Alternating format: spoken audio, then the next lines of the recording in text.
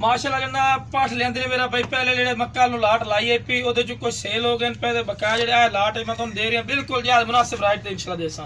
पहले मेरा 14,000 रुपये रेट होंदा लेकिन हुण तुहानू मेरा भाई 13,000 रुपये रेट लईसा ठीक हो गया ते फिर भी तुहानू जायज मुनासिब करसा। ते माशाल्लाह चीज चेक कर लो तोता फेस च बिल्कुल ते माशाल्लाह बहुत जबरदस्त आला क्वालिटी दी माशाल्लाह चीज़ ने ते 7 महीने तो उत्ते पट्ठा जे तुहानू विखा रही हैं 7 महीने 8 महीने 9 महीने तक किन भी पट्ठा ते माशाल्लाह चीज चेक कर सकते हैं एक्टिव ते सेहतमंद है देखो भाई ये पाठी नहीं पई मक्खी चीनी चाल टू आल पत्थर पे हाइट का तुसी खुद चेक कर सकते हैं ठीक है ना। यदि उम्र ही मेरा भाई 7 to 8 महीने मेरा भाई उम्र नहीं पे ठीक है बिल्कुल तोते फेस च माशाल्लाह ते बड़ा वाली चीज वेल वगैरह देख रहे हैं पूछो देखो बिल्कुल सीधा रखा है इसको तो तुहानू एक और ही खुशखबरी नहीं पई अगे मैं तुहानू 14,000 च लाट देंदा सू तो फिर तुहानू एक ब्रीडर देंदा सू आज मेरा भाई 25,000 पहला ब्रीडर पिया वीडियो एंड तक बैठा इंशाल्लाह तुहानू मजा आउसी 25,000 पहला ब्रीडर है वो भी तुहानू मैं 13,000 दे सकदा फिर भी रियायत कर लेसा ठीक है ना जी। टाइम थोड़ा ज्यादा नहीं लेना मेरा भाई क्या चीज चेक करो माशाल्लाह सेहतमंद एक्टिव जानवर ऐसा जी। तीसरे नंबर ते आ गई नागरी पट्ठ है माशाल्लाह तेरी उम्र मेरा भाई 6 to 7 महीने की भी उम्र ते माशाल्लाह बेहतरीन वाइट अख दे विच ते बनने वाली चीज़ां पे दोगलियां नहीं होवणियां दोगलियां उम्र ते मेरा भाई इतने कान लंबे नहीं होंदे आ वेखो ते माशाल्लाह सेहतमंद एक्टिव ते डबल हड्डी दे विच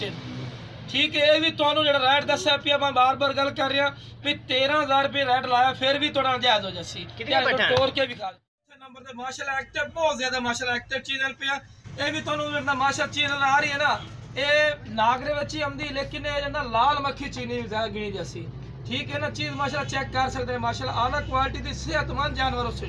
कोई बीमार वगैरह नहीं होने लंगड़े लुले नहीं होने मेरा भाई इंशाल्लाह जो जानवर सो सेहतमंद उससे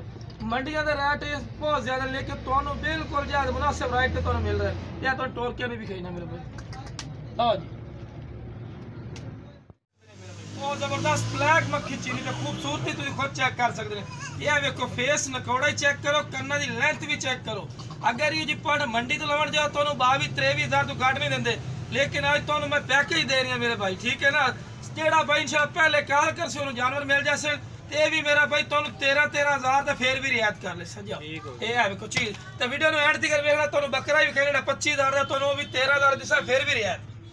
भी चीज चेक कर सकते माशाल्लाह 6 to 7 महीने दी पाटे पे ते माशाल्लाह बेहतरीन क्वालिटी दी नकौड़ा फेस भी चेक कर सकते झालर देखो बिल्कुल माशाल्लाह आला क्वालिटी दी माशाल्लाह चीज है ते ये भी तुहानू तोड़ के खाना एक भी बीमार शिमार नहीं होनी जेड़ी इंशाल्लाह चीज उसी सेहतमंद है एक्टिव उसी लाओ जी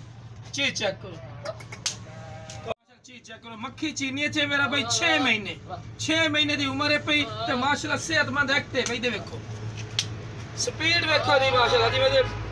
दौड़ाई देखो माशाल्लाह सोनी जेडी खत्म है ब्रीडर है पे तो आखदा से प्योर नागरे बीतल है बिल्कुल सीधी दोम लोग अक्सर लोग फरमाइश करते हैं यार बिल्कुल सीधी दोम वाला बकरा सन दिते करो ते वाइट आंख दे विच ते चप्पे संग मुड़वे ते नकौड़ा फेस ही चेक करो अगर थोड़ा क्लोज करके जरा दिखा दी ए देखो नकौड़ा फेस चेक करो माशाल्लाह बेहतरीन नकौड़ा फेस है माशाल्लाह प्योर चीज है दोगली नहीं मेरा भाई ठीक है ना ते भी तो तोड़ के खाने देखो माशाल्लाह तेज इतना